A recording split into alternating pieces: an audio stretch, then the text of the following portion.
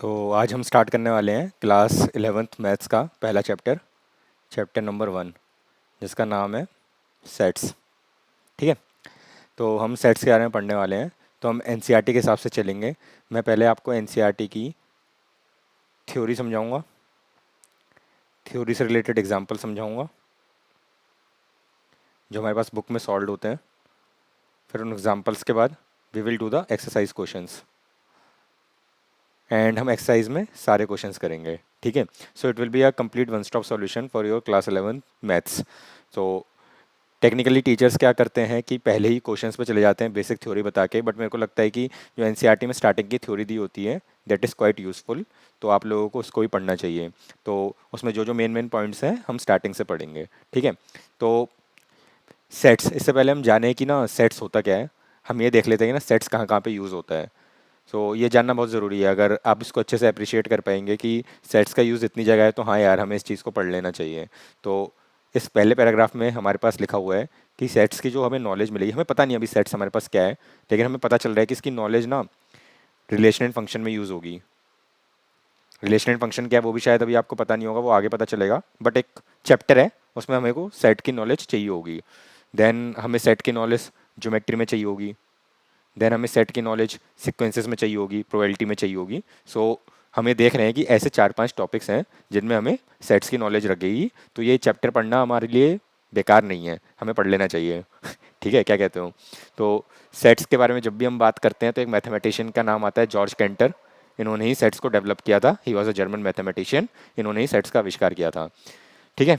अब next slide पे चलते हैं। अब मैं इतनी देर से सेट्स सेट्स किए जा रहा हूँ, सेट्स होता क्या है अब ये तो पता चल जाए। सो सेट्स की अगर मैं डेफिनेशन दूँ ना, सिंपल से डेफिनेशन जो हर एक स्कूल में टीचर भी बताएगा, sets is a well defined collection of objects. तो इसमें ये हमारी डेफिनेशन है, a set is a well defined collection of objects. आप रियल लाइफ में ना बहुत सारे कलेक्शंस के बारे में बात करते हैं। फॉर एग्जांपल इसमें एग्जांपल दिया है कि आप कलेक्शन के बारे में बात करेंगे, पैक ऑफ कार्ड्स, हमारे पास 52 ताश के पत्ते होते हैं तो वो भी एक कलेक्शन है।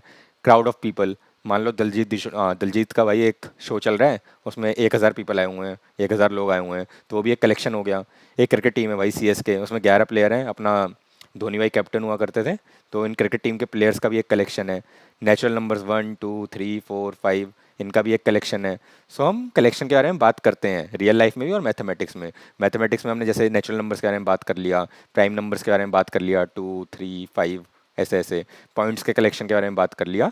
तो कलेक्शन इज समथिंग कि आपको पता है कि कलेक्शन क्या होता है। सो हमें रियल लाइफ के कलेक्शन के एग्जांपल्स देख लिए, set of cricketers, set of the people in your neighbourhood, मतलब कि collection of the people in your neighbourhood, collection of the cricketers, collection of the reverse in India, ये सब आप देख चुके हैं।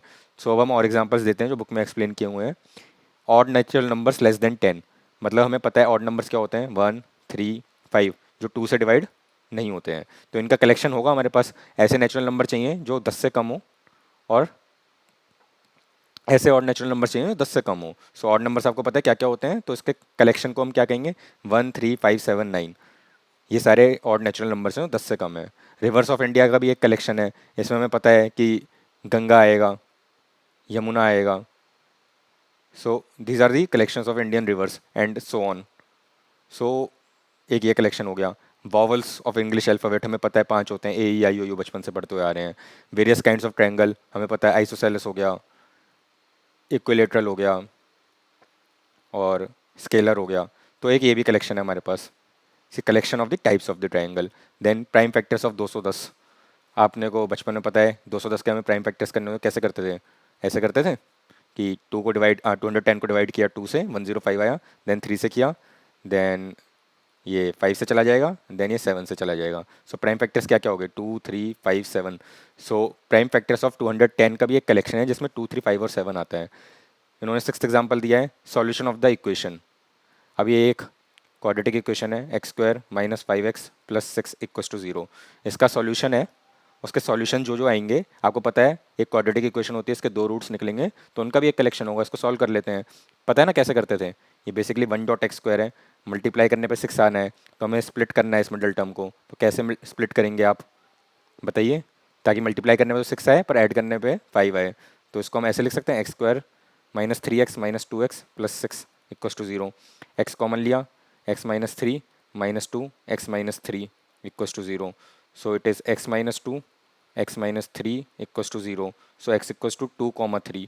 सो जो इसके सॉल्यूशन है 2,3, ये भी एक कलेक्शन हो गया, सॉल्यूशन ऑफ दिस इक्वेशन। तो हमें पता है कि हम मैथ्स में भी बहुत सारे कलेक्शन की बात करते हैं, तो सेट भी एक कलेक्शन है। तो डेफिनेशन का एक पार्ट तो क्लियर हो गया कि कलेक्शन क्या होता है, ठीक है।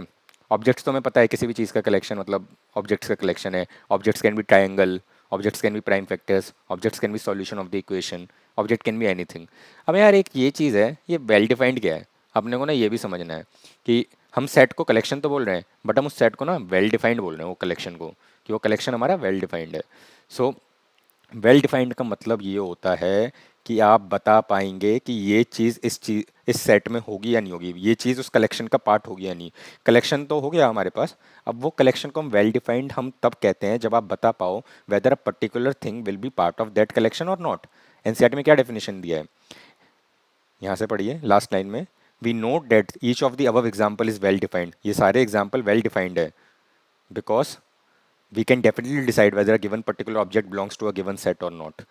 For example, आप ये एग्जाम्पल लो, odd natural numbers less than 10। अब मैं आपसे पूछूं कि लेट मी क्लियर इट, इसमें बोला हुआ है odd natural numbers less than 10।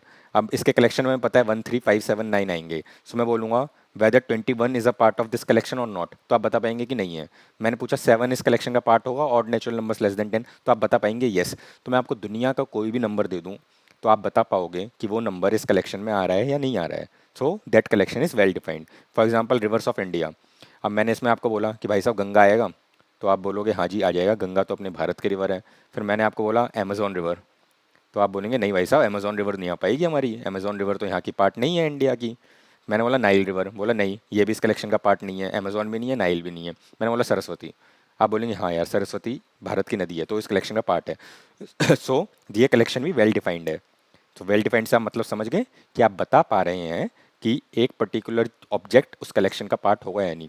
For example the vowels in the English alphabet AEIOU, तो तो मैंने बोला कि इस कलेक्शन में क्या बी आएगा, तो आप बोलेंगे नहीं आएगा। मैं बोला सी आएगा, आप बोलेंगे नहीं आएगा। मैं बोला आई आएगा, बोले हाँ आएगा क्योंकि वो एक वॉवल है। तो आप समझ रहे हैं वेल डिफाइंड क्या है, कि आप बता पा रहे हैं कि एक पर्टिकुलर ऑब्जेक्ट उस कलेक्शन में है कि नहीं। अब फोर्थ पॉइंट है वेरियस काइंड्स ऑफ ट्राइंगल्स। अब मैंने बोला isosceles triangle whether it is part of that collection, आपने बोला हाँ। मैंने बोला square whether it is part of this collection of the types of triangle, तो बोलेंगे नहीं। तो this collection is well defined, कि हम बता पा रहे हैं कि वो उस कलेक्शन में आ पाएगा या नहीं आ पाएगा। सिमिलरली प्राइम फैक्टर्स ऑफ 210 2 3 5 7 है, बट क्या 11 है, नहीं। 11 एक प्राइम फैक्टर प्राइम नंबर है बट वो 210 का एक प्राइम फैक्टर नहीं है। Solution of this equation x square minus 5x plus 6 equals to 0। So whether 5 is a solution of this equation, so no 5 is not a solution.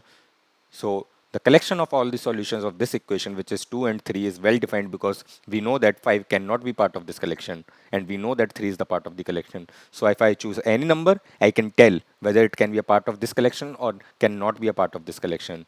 So this is well defined. So well defined का मतलब ये है आप बता पाओ कि ये object उस कलेक्शन का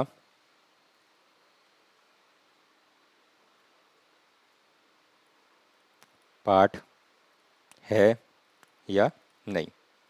तो जब भी आपसे बोला जाए तो वेल डिफाइंड क्या होता है, वेल डिफाइंड का सीधा मतलब यही होता है। सो सेट क्या था हमारा, एक कलेक्शन था which was well defined, well defined collection, ठीक है। अब इसमें भी एग्जांपल दिया गया है कि नाइल रिवर है, वो collection of reverse of India में बिलोंग नहीं करता बल्कि गंगा रिवर कर जाता है।